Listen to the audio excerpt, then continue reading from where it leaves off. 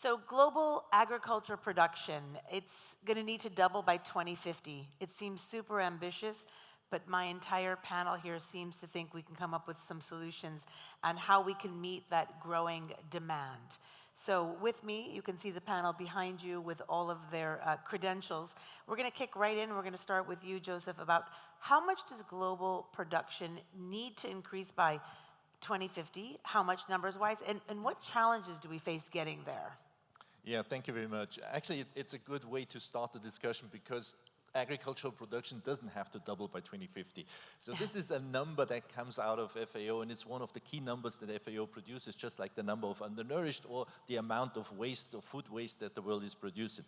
So actually, this number originally came out of my unit, the Global Perspective Studies unit, when I was still with the FAO. And the initial number, it was in 2000, was plus 80%. But then we communicated this to the press, and they said, look, 80% is a very odd number. We don't want to have 80%. We just say doubling. And so actually, they got away with it, and the message was out doubling. Almost needless to say that we revised the number as we got new information on population growth, on saturation levels, et cetera, et cetera, et cetera. And actually, the world has made progress since then. And I think it was in the 2010s, or so in the early 2010s, the number was revised down to 60%, and it was just a couple of years back, it was revised down to 50%. That should not be a showstopper. The challenge is still enormous. Also, bear in mind that we've reached a much higher plateau now, and the plus 50% are, of course, equivalent to the plus 80% that we would have faced in 2000. So let me just continue with you, because you were in the government sector, non-NGO sector, UN, FAO, World Bank, et cetera, et cetera. Now you're in the private sector at Pure Harvest, which is a UAE-based company, which has now gone global. Tell us why you decided to make that transition over, in particular relating to the fact of actually trying to increase what is happening with the food situation and food security in the region.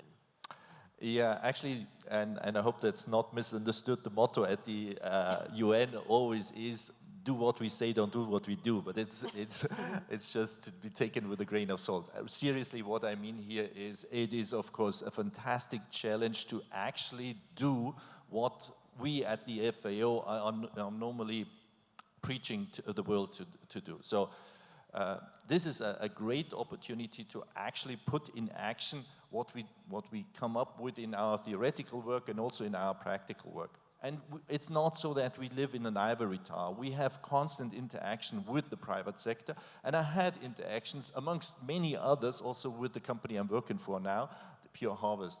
And what I noticed is that we can make a contribution in many areas, and just one area is essentially data and information. So we help private companies to make evidence-based decisions, and that helps a lot. This is directly translating into their bottom line.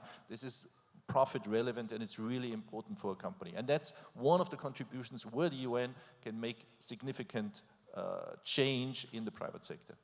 Christine, let me go to you, CEO of Thought for Food. We talked about behind stage on meeting the global agricultural needs, and you come from the financial VC sector. Startups. It takes money. It takes money to actually get this done, and you work in particular with startups of young entrepreneurs, innovators. Tell us a little bit about how you're meeting those demands, your role. Sure. Yeah, and I want to also just kind of make a point that I think is really, important to highlight in this question of how we're going to feed, 10 billion people by 2050.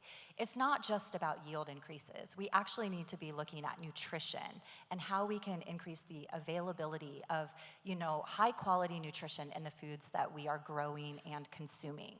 In my work with startups all over the world, including here in the Middle East, we're trying to say, these are questions that need localized, contextualized solutions. So we help to nurture early stage startups all over the world in every region that are really built from the ground up with an understanding of what the local agricultural systems are about and what they need.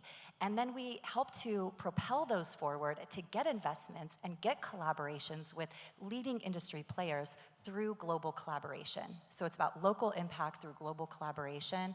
And we think this is the model for the future, actually, because we have approached food systems through this lens of like a kind of one-size-fits-all solution. And now we have the chance to move past that into these more localized, contextual solutions that are right-fitted for the market and the needs of the system that they're solving. So give me the example you gave me earlier today about fertilizer. Something so that we would never think, the supply chain, which is really what kind of slows things down when you're talking about. So give us that example. So fertilizers are extremely important for agricultural production. When you look at soils, they need to have the nutrients that then power the crops to grow efficiently to get to the yields that farmers need so that they can sell those and command the prices in the market. But importantly, high quality soils also contribute to that nutrient uptake in crops. So fertilizers play an important role. And one of the things that happened during the pandemic actually was supply chains of fertilizers broke down.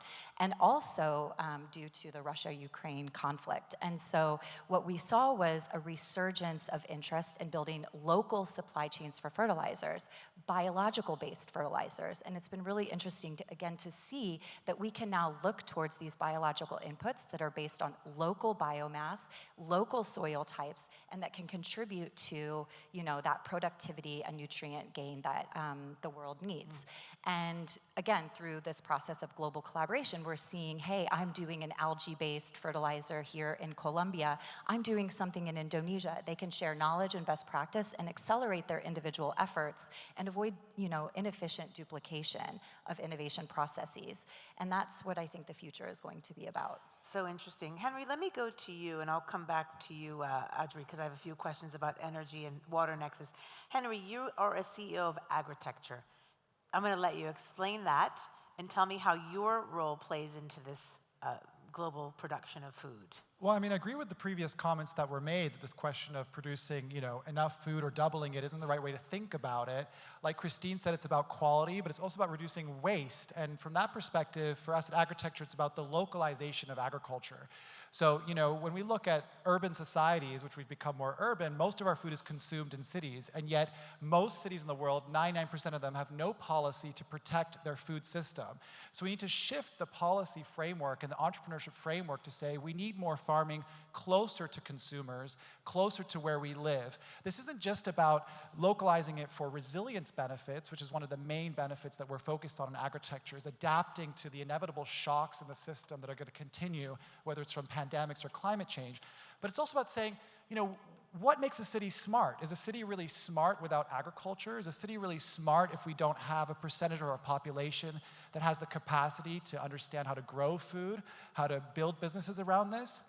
So we've been focusing on urban agriculture consulting services since 2014 around the world, and that's brought into more climate-smart agriculture in peri-urban areas around the city.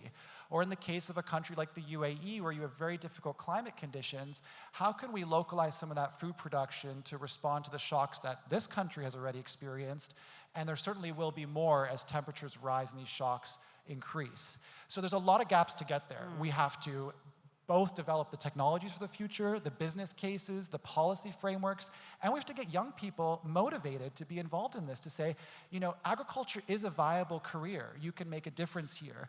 And when matched with those technologies and those sort of pathways that policymakers can provide, there is a future for that. So in a lot of ways, it's about a restoration of the previous way of thinking, of saying we should grow food near where we are and using technologies to enable that. So our mission really is to democratize that knowledge, provide expert services on that, and help society adapt through localization and climate-smart ag. And on that note, I want you to continue on scaling CEA and vertical farming. I think it's really interesting that you talk about that's one of the roles that you play. Explain to our audience what that is. So controlled environment agriculture is just as it sounds, about controlling the variables for growth. So similar to pure harvest, you're trying to create structures and climate control systems and irrigation systems to basically produce a paradise for the plant so it can produce its highest yield, its highest nutrition, and ideally use less resources. Now there's trade-offs across the spectrum of low-tech to higher-tech CEA. You can have a shade structure that just cools the plants during certain times of the year or extends the season in a colder climate. Or you could go to fully enclosed greenhouses with automated systems or vertical farms which even replace the soil and the sun entirely to be completely enclosed. At Agritecture, we practice design thinking. There is no one-size-fits-all. Anybody who tells you vertical farming is the future or greenhouses are the future is promoting hype related to this. Instead, it's about the context. What are the market conditions? What are the climate conditions? What are the labor conditions? What are these factors that are going to drive it? So we go step by step through feasibility studies to design these farms and select them. And for us, it's, yes, about climate change mitigation to some extent in some of these markets, basically reducing carbon footprint through reduction of food miles in some cases. But to be honest, many of these systems may increase carbon in the short term if the power to power these high-tech systems is from non-renewable sources. And so at Agritecture, we're a little bit more focused on climate change adaptation. Again, a world with less water, with less arable land, and more extreme climates. And CEA scaling it up, I think, really begins with being honest about the data, really being honest about it, and avoiding a Silicon Valley attitude to, this is the biggest, we're the best, this is the greatest. And vertical farming, for example, suffered from that hype and had a massive decline with most of the major companies going bankrupt. Now, vertical farming has a place in our food system. It even has a pretty big place in this market where water scarcity is an issue and climate is so difficult.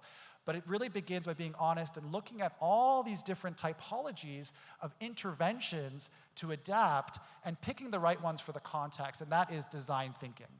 So when we talked about Africa being a continent that could actually feed pretty much the world, what are the issues with Africa?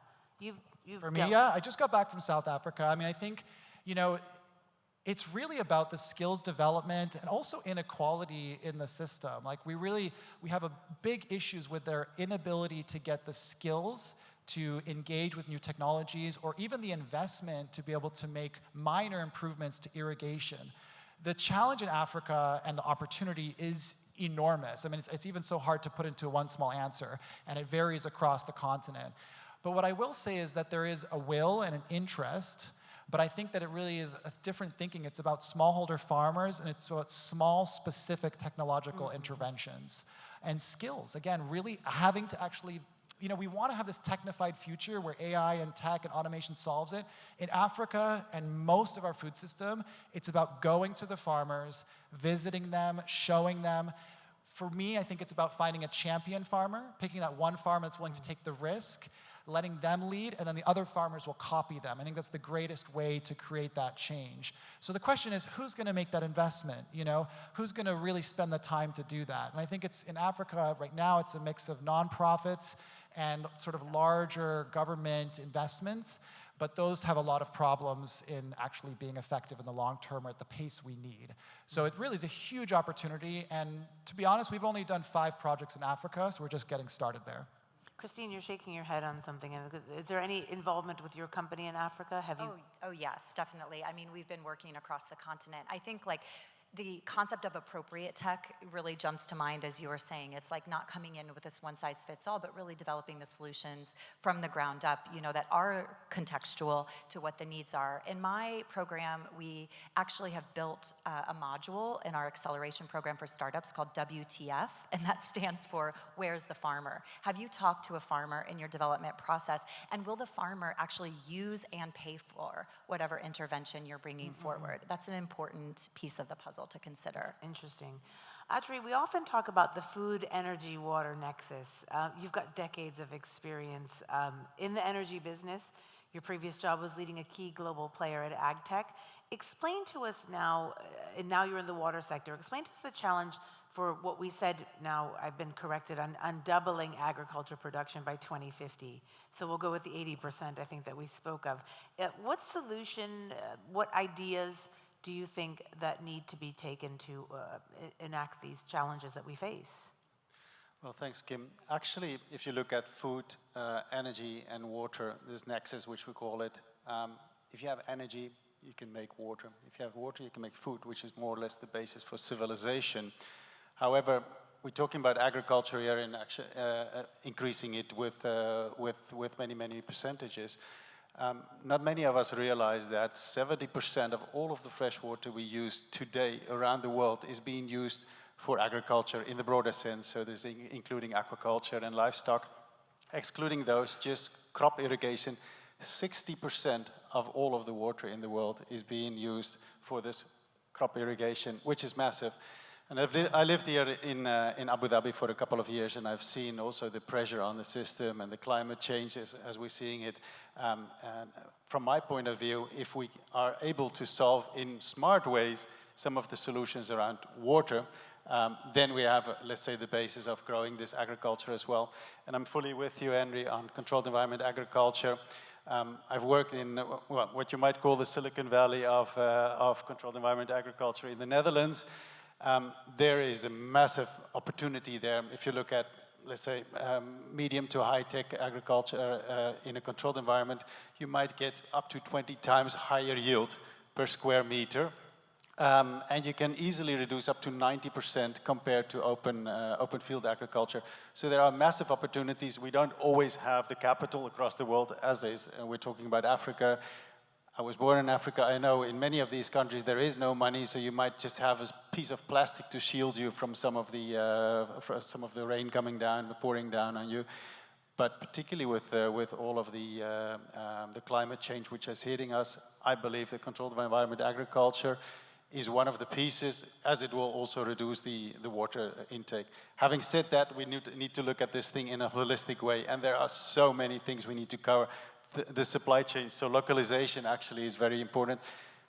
Many of us don't realize that 1/3 of all of the food which is produced is being wasted and scrapped. So just think of it. If we think of 60% of all of the fresh water around the world used for crop irrigation, and 1/3 of that is actually scrapped, that generally means that 20% of all of the fresh water we're using in the world is being lost. So those numbers are massive, and I'm happy that, at least in the company where I work with, that we can make a difference, and happy to tell you a bit more. What needs to change? Policies, procedures? I mean, it's always policy. It starts with it. Everyone could have a policy, but if it's not implemented, it's worthless. So policy is one, and for instance, if you look at this region in the GCC, for instance, pricing of water to really make people understand what the true cost of water is, and it will be staggering if you look at that. Some people in farming actually have free access to water in the region, looking at Saudi, UAE, Oman, etc. I believe that if you really want to change behavior as well, in not wasting water, but for instance, recovering that and recycling water, you can actually almost go to a zero water balance. That's one thing you need to do. On the other hand, as Christine said, startup, scale-up companies who come in and particularly also bring technology, and the technology could be vast, using digital technology, satellite imagery, sensors, and all of these things. A lot of these companies bring something in. So for instance, the company I'm working with, Desolenator, what we do is we desalinate water, meaning that we're doing that in a circular way, and that means that we're not emitting any of the fossil fuels, so the greenhouse gases. And on the other hand, we are not discharging the brine back into the ocean or into the desert, where it will actually sink back to the aquifer and make it even more salty. So really thinking in a sustainable way, how will we cover that? Using renewable energy for the energy balance, which is, particularly if you look at controlled environment agriculture, can be pretty harsh, because here, if you're talking about a greenhouse or a vertical farm, you need some serious energy as well to cool that. Yeah. What are you doing with the brine? I'm so curious.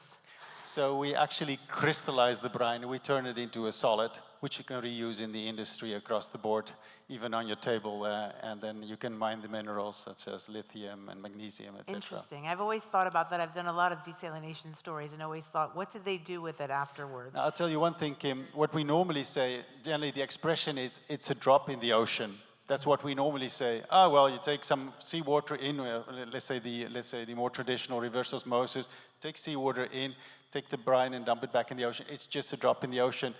Globally, it might be, but locally, in terms of the salinity of the water, it's really devastating for marine life. I'm sure. Let me continue on with you. You indicated that CA, the vertical farming, will be a key part of the answer, that you're working on solutions to provide water. Explain that to me. I'm not understanding that on the vertical farming and the water. So I'll give it vertical to farming. both of you guys. So I would actually revert to Henry. If we talk about vertical farming, I see that as an important piece. But, well, as we discussed also offline, particularly niche where it might work if you don't have the space, for instance, and then you go into, let's say, 13 levels high.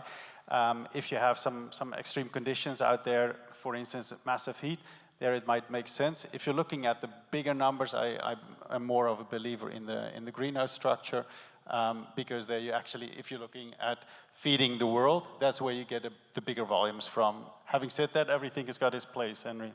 I think my colleague was saying that in controlled environment agriculture, which vertical farming is a part of it on the more high-tech end, low and medium-tech greenhouses have the greatest potential to be adaptable to climate change and grow the widest variety of crops. I mean, you can have a greenhouse with soil, you can have a greenhouse with tomatoes, with melons, with really so many things that protects it in a controlled way, but not as high-tech as a vertical farm.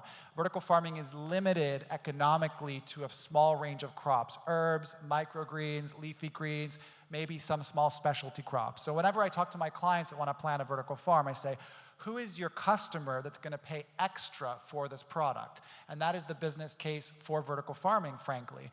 And then we have to ask the other question is, where is the energy coming from? Because you have dramatically more energy than a greenhouse. So if the energy is from non-renewable sources, you literally cannot make a sustainability story.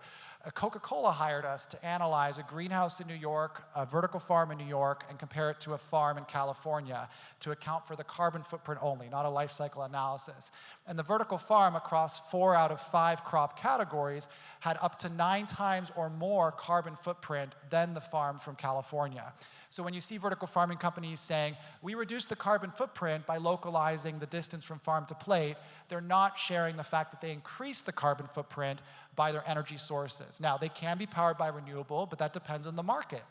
And what's also really interesting is that there's unique conditions that need to add up. I mean, vertical farms are in warehouses typically, so they can be quite resilient to whatever's happening outside, hot, cold, storms, etc. But we got contacted by the Bahamas. Bahamas has very little land, and they import food, and they spend a lot of money on food, right? And they said, okay, this is starting to add up. The context, the circumstances for a vertical farm might make sense here. But as soon as they called me, I said, it won't work because the energy prices, we're paying 36 cents per kilowatt hour. And so the energy costs make it not viable, even with the cost of their imported product for at-scale food systems or food security solutions. And they said, okay, show me the numbers. And I charged them and showed them the numbers. But in the end, a farm not built that wouldn't work is just as good as a farm that built that does work.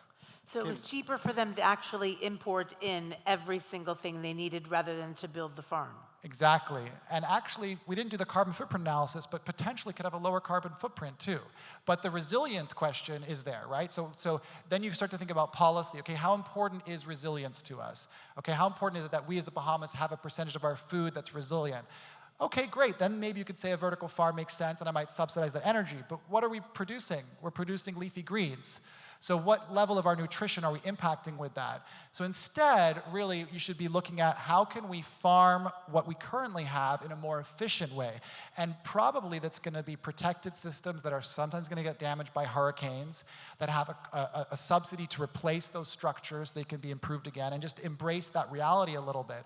But it's about really increasing the productivity of the existing farms and trying to find ways to have greenhouse structures in sometimes these difficult island areas that have different elevations and low areas of land. And sometimes it's just about building stronger trade relationships. I mean, the UAE knows that better than anyone. The UAE is pretty high on the food security index and rising, primarily because of its trade relationships to strengthen food security, which I think can be a major way to do this. To say, okay, what can we get regionally versus globally that could strengthen our food security without actually building everything here on our own? Very true. Sorry, Adri, continue, and then Christine shaking her head. One addition there, let's say really building on what Henry said, I believe it's massively important as well not to be able to do everything in every place. It might not make sense. So if you're thinking of this region, if you're looking at your corn and your rice and your grains, etc., it might not really make sense. Looking at the controlled environment, which we're doing over here, your cucumbers, your tomatoes, your bell peppers, etc., that's very possible to do that, or even stuff outside that controlled environment, the dates and the olives. And so really think of the place and don't think you need to resolve everything locally. Having said that, if you look at what we have done here, food security is super, super important here in the GCC area, ever since COVID, ever since the Suez Canal has been closed, etc. So we've been working with Salal here in Al Ain in Abu Dhabi. I was going to ask you about that. And there we managed to produce water locally out of the brackish water in the aquifer, which was normally not usable for them, and actually grow tomatoes. And to make it even, let's say, more inclusive here, I would invite everybody who is over here, and yourself as well, if you say, I want to really get a grasp of what it means, opening a tap of ultra pure water in the middle of the desert, that is, let's say, pretty good revelation to feel that. Tasting the tomatoes, which are actually greener than you would have thought because it's grown with solar energy, that is something which really comes back home. So it's a red tomato or a green tomato, whatever color you want to call it. But in the middle of nowhere, to be able to do that in a sustainable way, that's something which gets me out of bed in the morning. Very interesting. Christine, you want to take? Yeah, I wanted to connect some dots here. You know, one of the things that we know is that food security is actually also national security, right? And so we've done a lot of work also in the Caribbean region.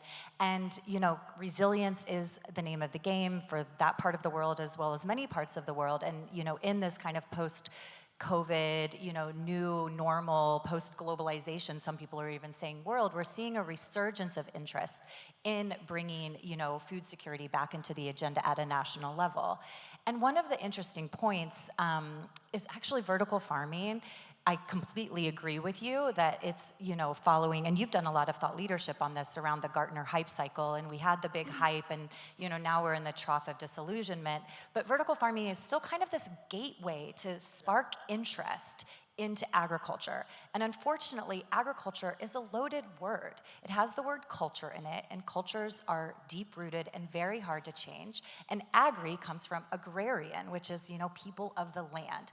For many people, it sounds like a sector that's filled with poor prospects and no opportunity. They actively want to move away from some of the, you know, paradigms of agriculture, which, you know, don't give them that economic, you know, vision that they want to pursue. So vertical farming paints a picture of what could be possible. Technology, localization, you know, premium crops, etc. Of course, once people come to understand the realities of the carbon footprint and the costs associated, more complexity comes in, but it's a great conversation starter. Yeah. You might actually say it's like the Formula One. It's like Formula We One. look at TV and we think, how come they're burning so much fossil fuel, but they're also It let's say, excites people. engineering these engines as well to be more energy efficient, etc. Similarly, vertical farming is where the cutting edge stuff is going to happen. Just really It's like the fast. moonshot. It's a gateway ag tech, right? So like it's a gateway into the ag tech, and it's really true. Let me give you one, and I'm long on vertical farming, you guys. I know I've said a lot of negative things, but I'm long on vertical farming. We just have to be honest about where it fits. But I had a client in New York that wanted to do an accelerator with vertical farming, 10 container farms, 10 entrepreneurs. They get the farm for a year, they learn the system, and they grow, and they sell the produce. And it was really exciting. We had 480 young people apply for this. There wasn't a paid job. They had to literally build their own business. 480 young people willing to give up a year of their life to learn this. About 3 or 4 of the people that graduated from it work on organic farms upstate New York now. So this was their gateway into the food system, and they discovered the issues and the opportunities, and they work in the food system now. So technology can attract young people into it, Exactly. and vertical farming is very sexy, so people are into it, and then they can move in and find a more sustainable or appropriate route for them in the food system. And I think that's a good thing. Totally, and we're applying a lot of the concepts. Like you said, we're building a paradise for plants. We're doing that now in field agriculture. We're using things like microsensors, remote sensing, you know, gene editing, et cetera, to actually put the pieces of the puzzle together to say, how can we optimize production for both yield and nutrition in outdoor conditions? So it's inspired thinking. It's the moonshot, but we have to deal with the pragmatic, what we need to do now. But I think like we need to be thinking big and then looking at the local contextual needs. So bringing that back to the local contextual needs, Joseph, give me some, with Pure Harvest, one of the first in the region. So I'm sure many people buy if they buy tomatoes at Spinney's or any of the grocery stores, you'll see the Pure Harvest brand, which is a UAE brand that started here many years ago. And tell us what Pure Harvest is doing to actually, I'd like to see curiously working on AI. Is that helping you with your business, and how? And we keep coming back to this conversation. I had a panel yesterday on AI and global food production, the importance of it, because it just seems to be about data collection and things that you're talking about, rather than build something and get the yield is not going to come out as you want, even nutritionally. And I don't know, I've learned something today too, that if you're not growing something properly, it's not going to have any nutrition, which just makes it kind of useless. So Joseph, tell us a little bit about the experience that you're having with Pure Harvest, and tell us a little bit about Pure Harvest. Right. So AI is really a pivotal technology for us now. It wasn't the case when we started the business, but as AI is actually becoming a commodity and it's relatively easy to implement things, you can get a lot of off-the-rack implementations. We are adopting them. So we actually do both. We adopt and adapt them. Just to give you 3 examples of applications where I'm working on. So one is market intelligence. We have an AI-driven price and trade forecast system, and it actually works in a way that every colleague can actually use it. So it's super user-friendly, very easy to handle, and very reliable. So it really eases our decision-making. Then the next is yield forecast. You may think actually that in a controlled environment agriculture system, you know what you will have in whatever weeks down the line. It's not the case. It's actually hard to understand what the yield will be in 3, 4, 5, 6, 7 weeks from now. And I've developed that application. It's not exactly an off-the-rack application, but there are elements that are available already almost freely, and one can adapt them and one can change them so that they actually work for a company like Pure Harvest, and they work beautifully. So it saves us a lot of time. It eases our relationship with our customers, with the Spinneys and the Carrefours of this world, because we know how much we will have at the end of the production cycle. And now we're entering actually a new territory, and that is almost uncharted water. And I find this actually very interesting, and that's climate control. So we are developing an agent-based model to help us optimize climate. We've made the first inroads into this simply by hooking up the CPUs with the chillers in a clever way, and that saved 50% of the electricity. And so if you know that of the total electricity, 50% goes into the chillers, so the 15% are 7.5% of total energy needs. It's a lot. At the same time, we are now tapping into satellite information. It's not necessarily AI, but there's a lot of information out there that is actually free. You can actually tap into this without any additional cost. Of course, once you're a company, it needs to be, you need to have your licenses for it, et cetera, but the development is completely free, and it's beautiful. So we have developed a complete location scout that allows us to a priori know where we want to invest, where we don't want to invest, how much it would cost, for how many months we will produce, what chiller capacity we need, et cetera, et cetera. So it's now a pivotal element of our technology space. I'm going to go back to the main topic of global agricultural production and what we need to actually meet those needs. Christine, we had a question from you that I asked you to write me a few questions, and you did. Actions the UAE and the Middle East can take to make this possible. Let's go back locally now to UAE and the Middle East and how we can make it possible. It is a huge problem. We've discussed it before. Yeah, so when I look at the Middle East and the GCC region, there are many constraints, but I actually believe that these constraints are the competitive edge that the UAE has. Having lack of access to soils and water actually pushes innovation into how do we produce food without these variables, and that pushes us into innovation, into controlled environment agriculture, into vertical farming and these types of spaces to uproot the assumptions of how we know agriculture or food production to be about. I also specifically am using the word food production because of those reasons I just mentioned, that agriculture is a quite loaded word. But if we think about food production, we can really start from that standpoint of do we even need, soil? Do we need land? We're seeing that the UAE is investing in things like cultured meat and bioreactors to, use tools like precision fermentation to develop different types of proteins and seafood and all of these kinds of things. So these are possibilities for the future that we have the chance to look at. So again, it's like kind of looking at these constraints as like, these can be our competitive edge. There's also a huge youth population here. And so I really like that you highlighted, like bringing the next generation into this topic of how we're gonna feed 10 billion people by 2050 and how we're gonna do that that's right, in a way that's right fitted for the needs and realities of this region. And so this is a chance to build youth employment potential, to bring in new minds, new methods, and new money into a sector that's ripe for reinvention. So this is the chance of a lifetime. I think the GCC can really lead the world and say, we actually have what it takes to build climate smart food production systems. We're going to become a magnet for talent. We're going to, use our leading universities to drive research and development, and we're going to share that with the world because, by the way, everyone is going to be facing the constraints that are here, in a climate-marred world. I've been here 30 years in the region, in the UAE actually, in Dubai, and I've seen 30 years ago, finding a strawberry was interesting. Yeah. So it's, we've had a very quick growth. The leadership here really does actually push for that growth, and you're talking about having the human capital of a young generation of doers.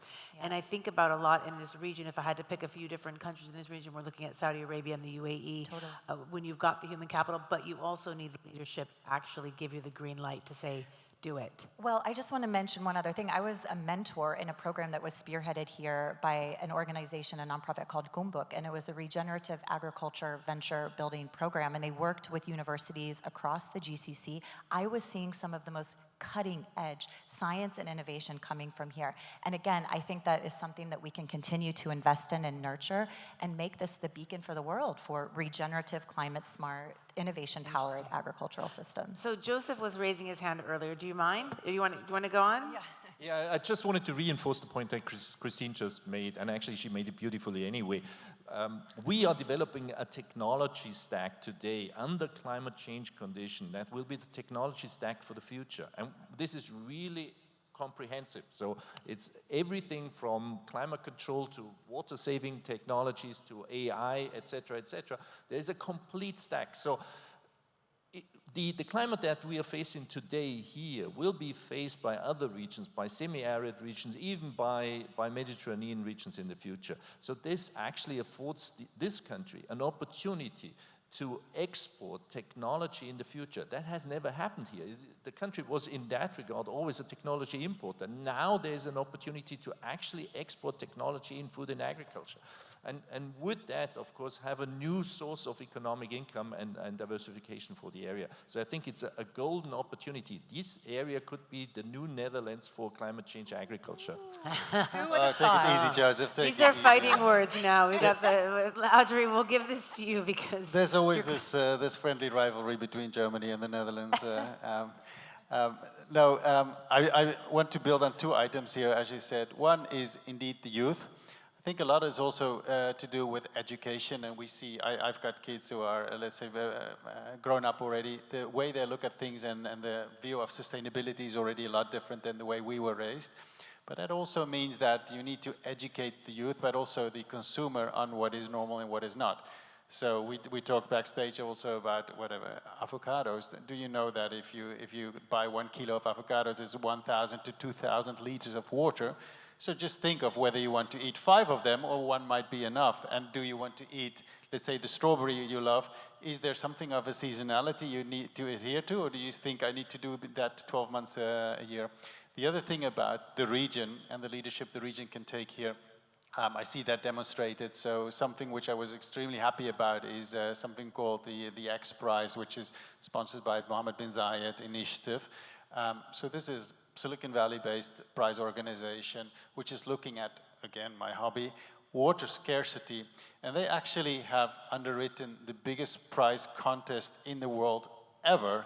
So this is $119 million of Mohammed bin Zayed Initiative around coming with solutions around water water desalination, one of, let's say, as we know, 70% of that water will be going to agriculture. So coming with solutions which are future-proof, which will be sustainable, which will not be emitting all of these greenhouse gases, and which will not be poisoning our oceans with chemicals and brine. So that vision, which we see here, we see it in Saudi, etc., that's something I think, indeed, the rest of the world can learn from.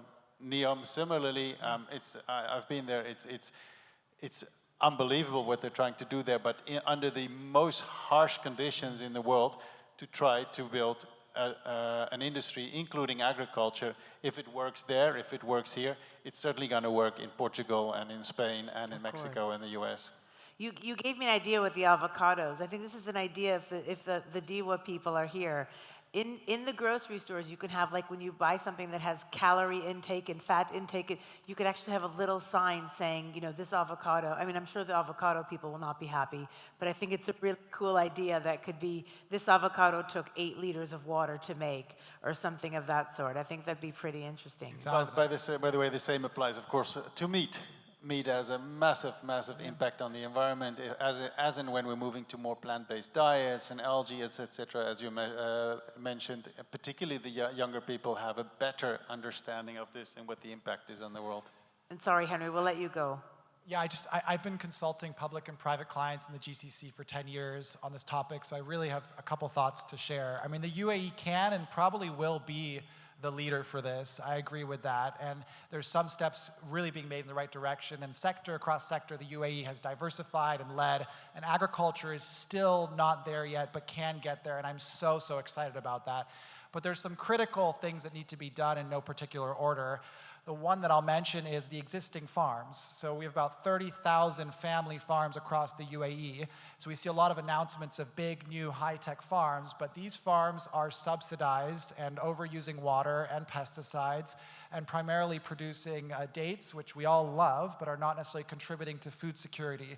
So one of the key things we miss in this whole ag tech discussion around the world is the existing farmers, WTF again. What do they need? You know, what are their issues? Why are they not trying to be more sustainable? What are the problems with their skills combined with the subsidy that we could improve upon? This is a great, great opportunity. The other area that I'm really passionate about, because we're Agritecture, is all of these amazing buildings and communities you're building. We can actually incentivize urban agriculture when we build cities. Instead of just building more concrete jungles, we can actually incentivize developers to integrate agriculture or protect agriculture. I mean, maybe not so much in the UAE, but a little bit in Abu Dhabi. If you look around the city, there's a lot of small farms. Those farms are literally torn down, and then we replace them with housing. We should actually incentivize developers to include a percentage of agriculture in them. Urban agriculture can be more productive when it's redesigned and integrated into real estate developments. This is one area I'm really passionate about. Another one is skills development, not only on the youth, but the skills to work in these farms are not being upskilled enough. So, you know, we're talking about skilled labor, individuals that understand food safety, what happens when I push this button, what happens when this thing breaks. And we did a survey in the UAE, and we estimate a 5,000 person skills gap already coming in the next few years, just based on the current high-tech farms and planned high-tech farms that are being announced. This was across poultry, aquaculture, and horticulture. And there's really not a planned sort of labor mobility plan to bring in skilled labor and upskill them here. There needs to be way more action on this. And on the consumer side, I agree we should be putting local products first. We should incentivize grocery stores to promote these products so they can be more competitive. And we should be also incentivizing the farmers to connect it to that. And one more thing I want to say is that from a policy perspective, the whole region has an issue with low-cost imports from some regional countries that I won't necessarily name. And these really make it not competitive to produce higher quality and more sustainable product. So if this isn't solved, all of these efforts to diversify and be more technologically savvy makes the product that's being produced always going to be a premium and thus not impact food security across the spectrum of wealth. So interesting. I wanted to, oh, go ahead. Yeah. Yeah, just picking up on the point, it's really an important point. So, of course, this is a country that is immensely dependent on food imports, and we understand this. There's not a natural growing environment to really produce enough food for the entire population.